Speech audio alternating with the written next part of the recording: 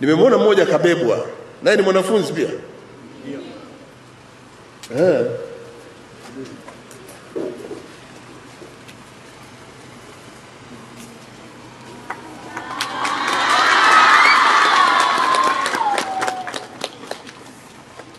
Wewe ni nani?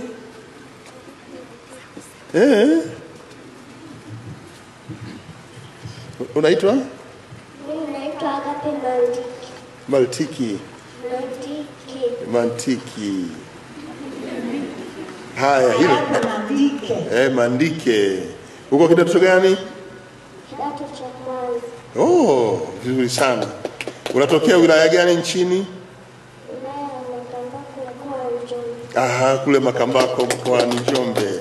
Hongera sana. Vipi unaonaje maeneo ya shule? Uko vizuri. Ushauri wako kwa serikali, na wewe umekaa hapa kwa muda, umepata changamoto gani na unadhani tufanye nini? Changamoto hapa shuleni naona hazipo, lakini niomba mtuongezee vifaa vya kusoma hapa shuleni. Vifaa vya kusomea. Vizuri. Na wewe? Naitwa Mariamu Lukosi. Kidato gani? Kidato cha kwanza. Unatoka mkoa gani? Mkoa wa Njombe. Kutoka Njombe hii, sio?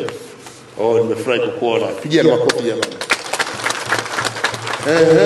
Anayefuata?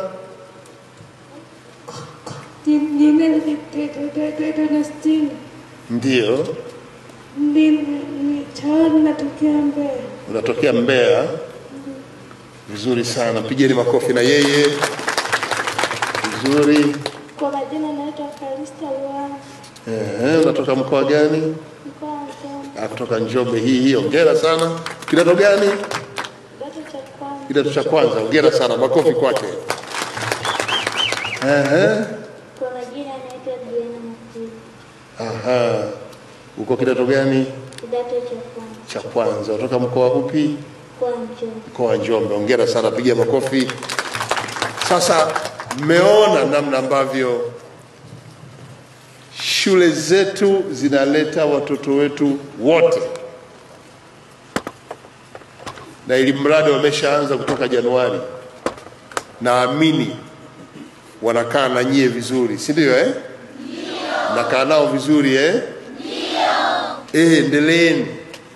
Hawa ni wenzetu, ni Watanzania wenzetu, wanahitaji kupata elimu, na serikali ilisema tusiwatenge. Ile ya shule maalumu ile tumeamua kuchagua chache sana ambazo zinahitaji usimamizi wa karibu, lakini wengine wote tuingie nao madarasani, tusome nao, tule nao, tucheze nao, lakini pia tutalala kwenye mabweni wote. Nimefurahi kuona wako vizuri. Nimefurahi kwa upendo wenu kwao. Endeleeni kukaa nao. Hongera sana.